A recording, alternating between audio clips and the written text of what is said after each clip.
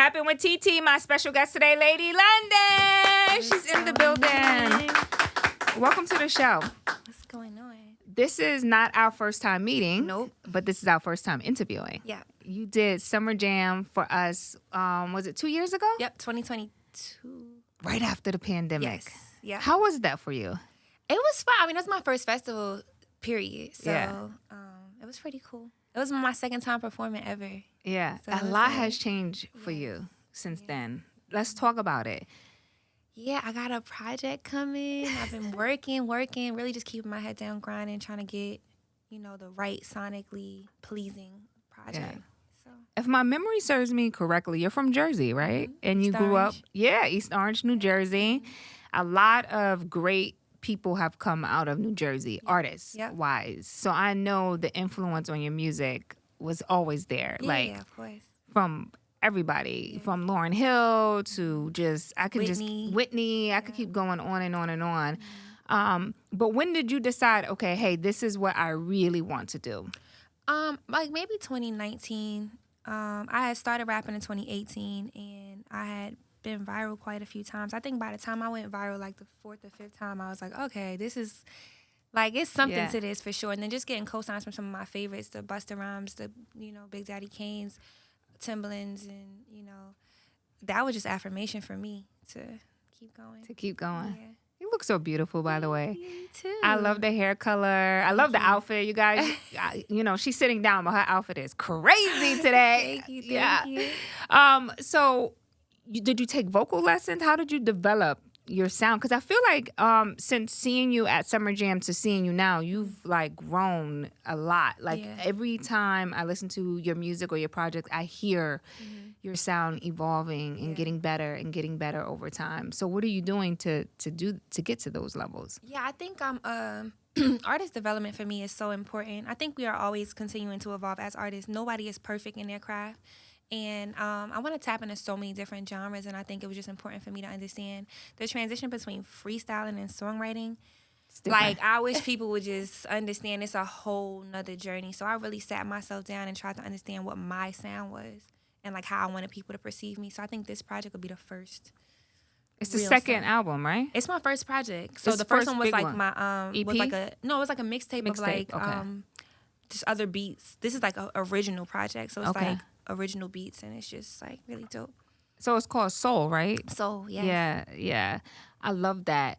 Are you nervous? I'm nervous to share what's been sitting in my hard drive for, a year now. But I'm also like excited. I think this is like me birthing my baby to the world. So yeah.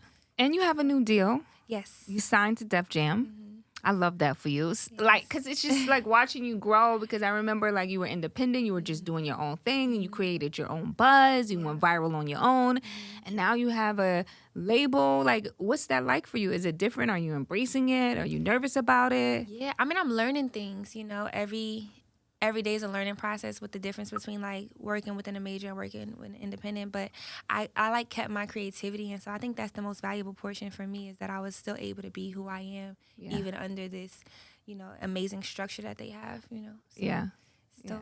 So what was it like going in? Did they know, or did you have to like play them music and like who's over there? Tunji, right? Yes, yeah. I love Tunji. He's so supportive. I think Tunji just really gets rap too. Like he just understands the importance of like lyricism and like how, as for Def Jam, and how important it is to the culture to kind of maintain that. So he was just always excited from the start. Yeah. And I was already working on my project when I first signed. So I was probably like 30% done with it. And then they were just like, we just want to really further your vision here. Whatever you're trying to do, let's just amplify it. So yeah. And you're not just a rapper, though. No. I think it's important for people to understand that. You're not just a rapper. You play in a lot of different areas of music. So, yeah. So definitely, just everywhere. I just want to explore things. I'm not just a rapper. I'm not just an artist. I feel like I'm a brand. I'm an entity. So looking forward to branching off into like TV and film, to, more philanthropy, healthcare, fashion, of course. Where does healthcare come from?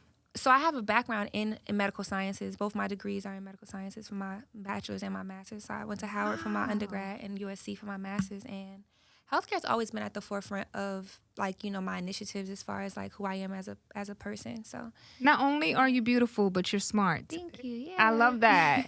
So I never knew you went to USC for your master's. Congratulations. Thank you. That's Thank dedication. So you were like setting yourself up. Like, listen, I want to have multiple things working for me, not just this music thing. Absolutely, yeah. That's a smart woman right there. Absolutely. I definitely wanted to go into medicine for a long time, and I still feel like there's a avenue for it. Just within my brand as a whole, I hope to be big enough I can contribute to the medical field, you know, in a better way. So how do you want to contribute? Talk to me a little bit about that. Are you thinking about maybe opening up like your own like facility or, you know? So I'm really big on underserved communities. So my master's has a focus on international health policies and things that are implemented within like smaller underserved communities. So like maternal child health in rural South Africa. Like that's something that will be, it's like very, you know, niche, but it is like a big problem for us because we especially view, for Black women. We view healthcare as like something that's like a privilege when it should be a right because you're human, you know? So that's kind of like my trajectory going forward with it. I just want to like kind of invoke change in that space. I love that. I love the fact that you like kind of have your mission on where you want to go, and the music can take you to so many places. You know, it's like, here's my passion, this is what I want to do, but I also want to grow in these other areas.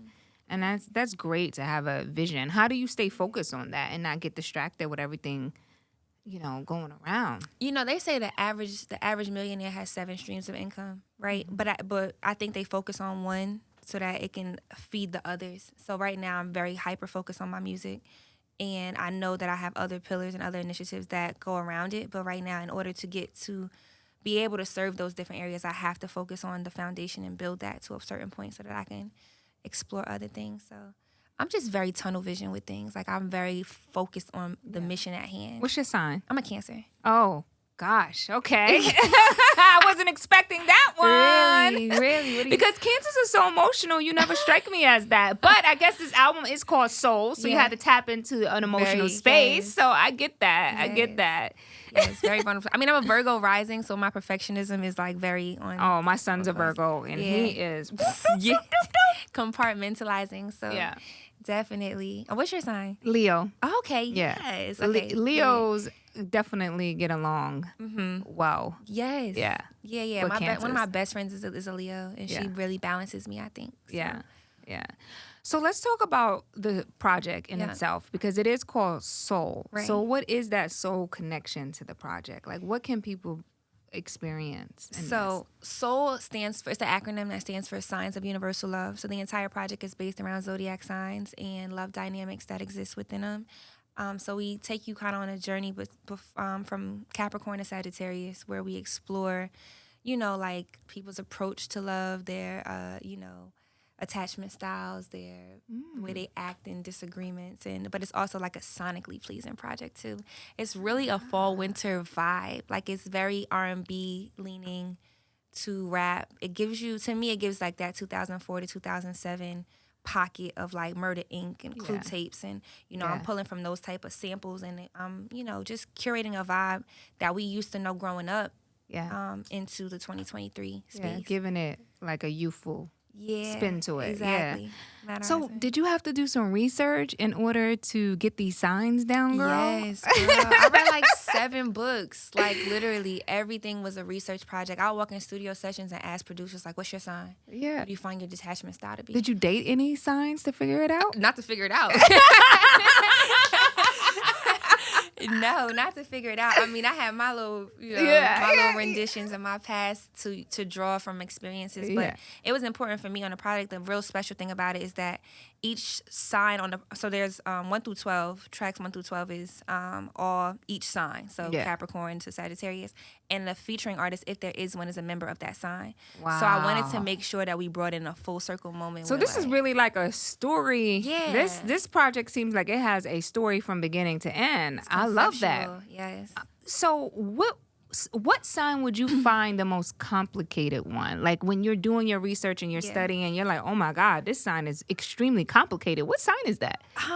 Most complicated to make a record about was Sagittarius. And the reason why is because in my experience, men and women Sagittarius are not only like different, they're polar opposites. Oh yes. Like we find that in any sign, the male and females act a little bit like there's like a dichotomy between it. But then when I tell you night and day, so it was hard to kind of figure out where I wanted to take that direction of that record. But so it's the last to be done on the project, and it's the last song on the project. But that was a paradox. Can I share something with you? And Sagittarius, don't be mad at me. I hate Sagittarius. I don't get along with them at all. And like I dated a Sagittarius man. I don't even claim him. It's like I act like he doesn't exist, like that part of my life. I'm like, they're big liars. And they fake so much. I don't like Sagittarius people. And the women, and my sister, I love her to death. She's a Sagittarius, but it's just so petty. It's like, you still on that from 20 years ago? Like, I mean, I love her. I like her because that's my sister. Yes. But outside of her, I don't even like the women. I don't get along with them like that. I totally get it. And that's the point of the project, is to start these kind of conversations, right? Where we have these dialogues about it. But yeah, Sagittarius it's a little off, but I used that. And when I did the photo shoot for it, because I became each sign in the photo shoot, I simply made them black and white, because to me the polarity is so crazy. Yeah. Like I just painted half my face white, half my face black. Wow, so you did a different look for each sign. Yep, 12 looks. God. This is going to be amazing. No, it's incredible. I so love happy. this. So tell me the one sign that was like the one you gravitated to the most, that you were like, you know what? I love this sign. And it can be your own. You know what I'm saying? Right. So I actually love the Virgo record, because it was the only record for me that was written in perspective as opposed to written in hindsight. Mm-hmm. Everybody else was a sign that I was reflecting on having an encounter with, or reflecting on like an old relationship. You know what I mean? Like, I used to date a whatever and whatever. I was currently dating a Virgo at the time, and I was like really into the relationship. And I felt like when I curated the record, it felt so intentional, because it was like my now. Yeah. I like woke up out of my sleep and wrote it at like 5:00 in the morning. Yeah. And it's that just was like, the sign. That was your intuition in you that said, get up and do that now. It's a special record. I mean, we don't speak now, but God bless them. But I do like Virgos. Yeah. And I heard I've never dated a Virgo, but I hear that they're very good sex partners. Like their sex is top tier. Yeah. Shout out to my husband. I know you're not a Virgo. Yours is top tier. I'm just saying, that's what I heard. That's what I heard. He is about to pull you aside tonight, because what you say? What did you say? But nah, that's what the girls be telling me, that the Virgos is something else. The girls is not lying. The girls is not telling stories. I got to have a talk with my son early. You know what I'm saying? He's a Virgo. I got to have a little conversation. He's not thinking about girls right now. But when that time comes, mother will know. Not the baby. Oh, Lord. Can you share any features on the album, or are you keeping them tucked in? Yeah, no, I mean, I think we're 2 days away, which is kind of scary for me. I feel like if you would have asked me this a month and a half ago, I'd be like, well, I don't know. It's exclusive drop. But it's really been a great process. So Jeremiah's on the project, as we know. My single, Do Something, is out right now, and that's the cancer track that him and I are both cancer. So not only is he on that record, but he also is on the intro of the album, which basically I felt like a cancer vibe should introduce the tone of it. He's on there. Dreezy's on there. Obviously, we have Tink. Yeah. We got. You got some incredible artists. Yeah, I got Amaretta. In Atlanta. Who else? Capella Gray. Yeah, Capella Gray is amazing. Yeah. But Jeremiah is one of my favorite artists. Oh, he's so good. He is so talented, and he's a creeper. Like, you don't see him coming. Sneaky, yeah. It's like his records will slow creep on your ass, and the next thing you know, you singing word for word, and you can't stop, and it's like 10 years down the line, and you still singing his records. But the great thing I like about him is that he has such a mystique to him. Yes. You know what I'm saying? Mm-hmm. Like, it's like he's not out on social media like that or putting too much out there. And then when I seen him on tour with 50 Cent, and he's playing the piano and whatnot, I'm like, yo, this kid is really talented, but he's a creeper. He's an introvert. Yeah, you don't really know. It's like he gives you enough. And by the way, I love when artists used to be that. Yeah. That's why I love Beyonce so much, because I feel like it's still a mystique around her. Even though she is the biggest in the world, Right. it's like you only know what she lets you know. Right. I'm big on that too. You know? That. Yeah. You only going to know what I allow you to see. Yes. And absolutely. I love when artists keep a little something, something tucked away. Mm-hmm. You know? Yeah. Like, really? For real? I don't know. Maybe, you know? Right. I love that. How are you balancing that with, you know, obviously you have to share on social media. That's your generation. Yeah. You know, you have to use it as a tool, but how are you balancing that? Yeah, I mean, I'm really big on keeping my private life private. You know, I believe your lifestyle should be public and your actual private life should be private. So you can't confirm or deny anybody I've ever dealt with. I don't keep I keep a very, very tight circle. I hang out with the same people I've known for 10, 20 years. Like, I don't have, like, industry friends. I have industry associates. Yeah. And then on top of that, if it doesn't concern my music or, like, a promotional thing, I would prefer not to be on social media at all. Yeah. Like, so, you know, I do things for the engagement of my project or, you know, anything that surrounds it, any brands that I'm associated with. But outside of that, I don't think... Unless you really can be around me, you really couldn't fairly assess from the outside looking in how I operate, you know? I'm going to just let you know what I'm going to let you know. And that's that. Yeah, I love that. Well, listen, I am so excited for this new project, everybody. Make sure you guys stream it. S.O.U.L is what it's called. It's an acronym. Am I saying that word right? Acronym. It's an acronym. Signs of Universal Love. Yeah, see? Signs of Universal Love. Yep. Okay. Signs or science? Signs. Signs of Universal Love. Yes. Okay. I love that. That's a beautiful name. Make sure you guys stream her project. It's Lady London. Will you come back? Yes. Please. You're always welcome to come back. I'm so grateful you invited me here. Thank you for taking out the time, for real. Absolutely. Anytime. Look, it's Tap In with TT, everybody. My special guest, Lady London. Make sure you guys pick up her new project and stream it. It's available right now, okay? It's Hot 97. Thank you. Thank you so much.